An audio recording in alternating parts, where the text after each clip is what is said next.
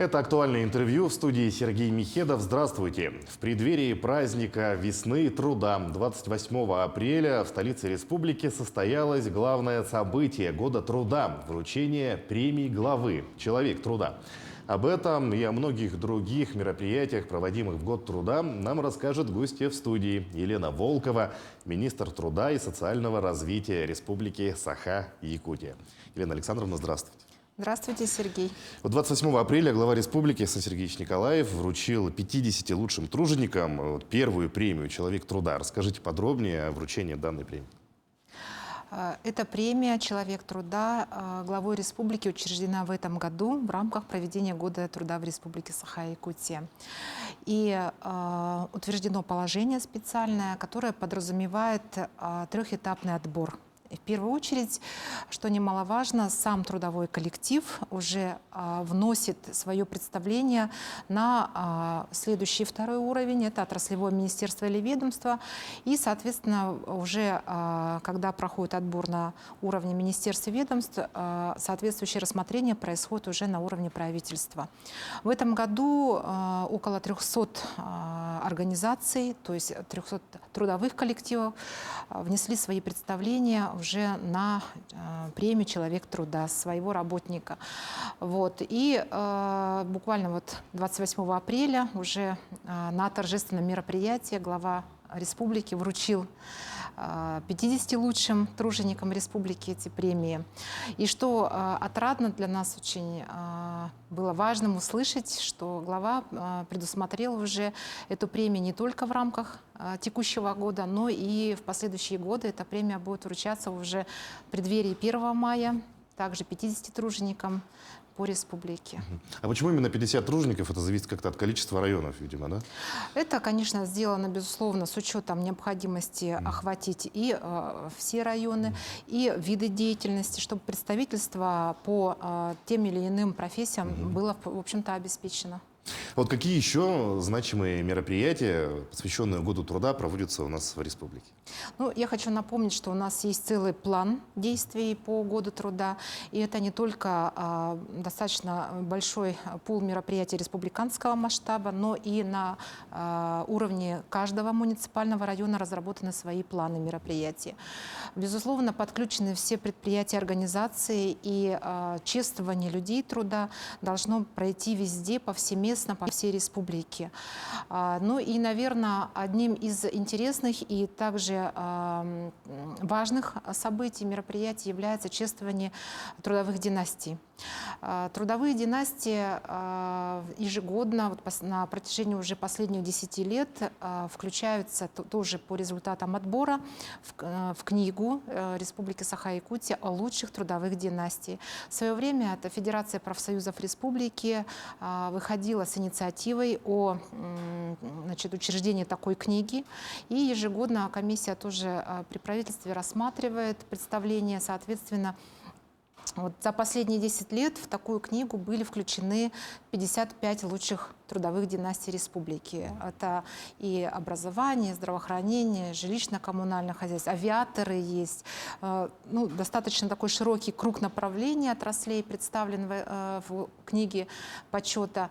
Вот. И буквально, опять же, в преддверии 1 мая на республиканской трехсторонней комиссии еще 10 лучшим трудовым династиям были также вручены свидетельства соответствующие о занесении уже в эту книгу почета. Вот.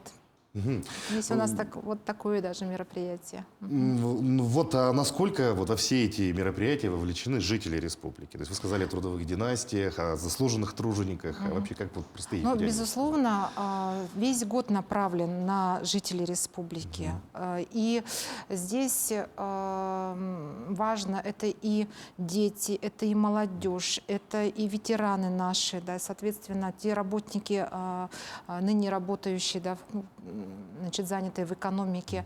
План мероприятий направлен, если мы говорим о детей, на раннюю профориентацию. Да, сегодня и школы, и детские сады. Вообще Министерство образования активно вовлечено в работу по году труда. Соответственно, как я сказала, ранняя профориентация, это различные конкурсы, да, молодежь, вовлечение и содействие занятости молодежи. Это развитие дальнейшее наиболее такого известного проекта, как местные кадры в промышленность. Буквально за последние коллеги подвели с Госкомзанятости итоги. Охват тех наших ребят, которые направлены для работы в промышленности, по сравнению с прошлым годом увеличился на треть, допустим. Да? Поэтому работа большая идет. Это и поддержка материнского труда. Буквально недавно по инициативе главы республики внесли в Элтумен закон о поддержке матерей, тех, кто награжден госнаградами «Мать-героиня», «Высшая благодарность матери», «Материнская слава». Эти женщины, они сегодня будут иметь право уже и на звание ветеран труда Республики Саха-Якутия. Ну, во многом мотивируют на достойный труд, конечно же, и достойные заработные платы. Какая у нас работа проводится в республике по повышению уровня зарплат бюджетников? Работников бюджетной сферы. Это действительно одно из концептуальных направлений, которым занимается наше министерство и, соответственно, с коллегами из отраслевых министерств и ведомств. И хочу отметить, что на сегодня также по поручению главы большое внимание было уделено этому и в послании главы в адрес Государственного собрания. Приняты на сегодня 3 решения в формате постановления правительства республики. Конечно, это решение о повышении заработной платы целевых категорий по указам президента страны 2012 года. Уже принято решение об индексации работникам бюджетной сферы неуказных категорий, так называемые, мы говорим, прочие категории, с апреля на 6,3. И принято еще одно решение о дополнительных мерах по повышению заработной платы тем категориям работников бюджетной сферы, квалифицированным работникам, но у которых, к сожалению, по объективным причинам сегодня сохраняется низкая заработная плата. Мы этот процесс называем восстановление дифференциации в уровнях заработной платы. И, соответственно, правительством принято решение о направлении определенного объема средств для того, чтобы по отдельным категориям, где заработная плата достаточно, так скажем, на низком уровне, при этом труд квалифицированный, он должен оцениваться на достойном уровне. Соответственно, сейчас с отраслевыми министерствами ведется эта работа по определению этих категорий сотрудников. И, соответственно, отраслевыми министерствами вносятся необходимые изменения в отраслевые системы оплаты труда. По завершению этого процесса будет произведен соответствующий перерасчет. В апреле также прошел месячник охраны труда. Вот какие мероприятия провели в рамках месячника в этом году?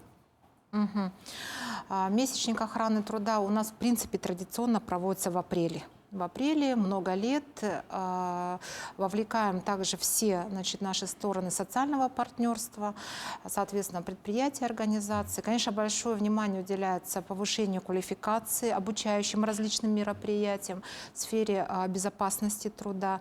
Вовлекаем детей, опять же, различные, с точки зрения конкурсы, как охрана труда глазами детей, допустим. Да? То есть очень много мероприятия направлены именно на профилактическую составляющую этой сферы.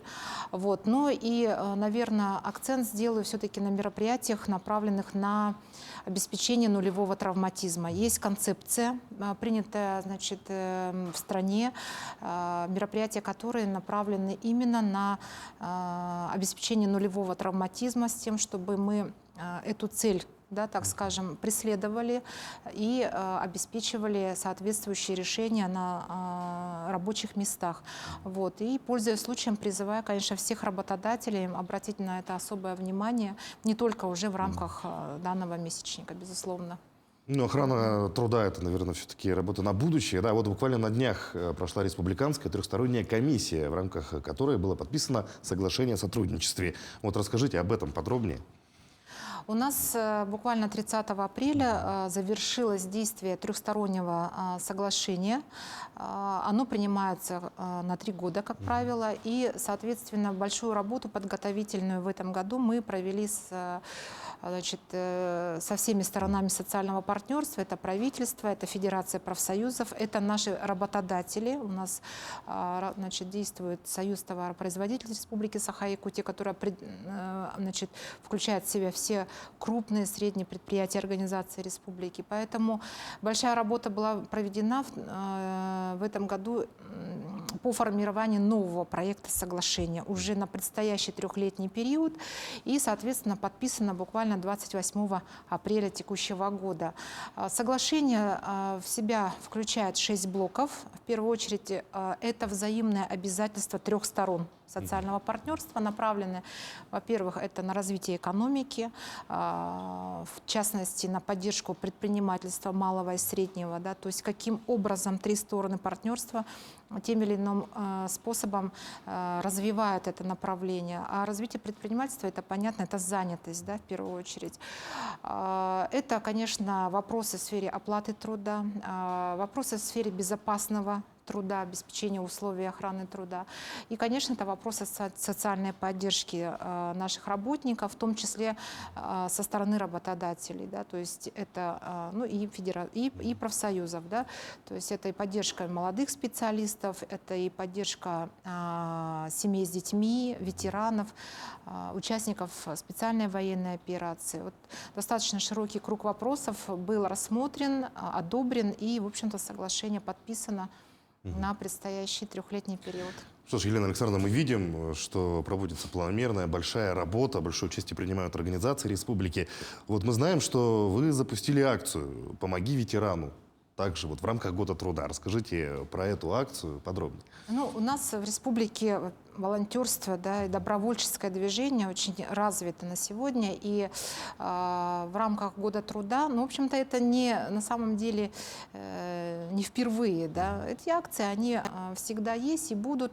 Но вот, пользуясь этим годом, мы запустили как отдельную акцию «Помоги нашему ветерану». Вот, буквально в апреле само министерство с нашими коллегами из подведомственных организаций в сфере социальной защиты значит, вышли на субботники нашим ветеранам помочь. Ну, сейчас в апреле это актуально было, это очистка, значит, территории от снега. Да. Ну, у нас достаточно много сезонных работ, поэтому такая акция она продолжается. Мы призываем все трудовые коллективы присоединиться, помочь нашим ветеранам в сезонных работах. Здравствуйте, Елена Александровна. Большое спасибо, что нашли время, пришли к нам, ответили на наши вопросы.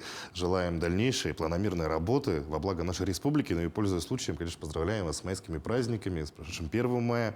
Ну и, конечно же, с грядущим Днем Великой Победы. Спасибо. Всех с праздниками.